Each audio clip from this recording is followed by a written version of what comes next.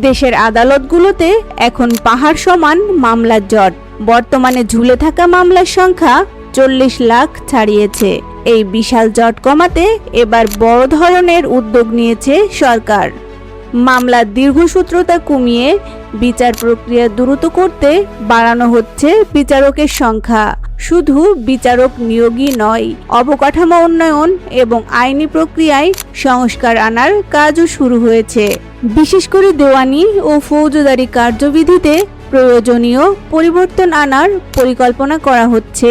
আদালতগুলোতে digital প্রযুক্তি ও online system চালু করে বিচার কাজ আরও আধুনিক করার ওপর জোর দেওয়া হয়েছে।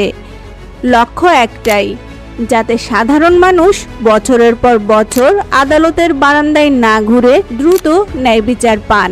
মামলার এই জট কমানো গেলে দেশের বিচার ব্যবস্থার ওপর মানুষের আস্থা আরও বাড়বে।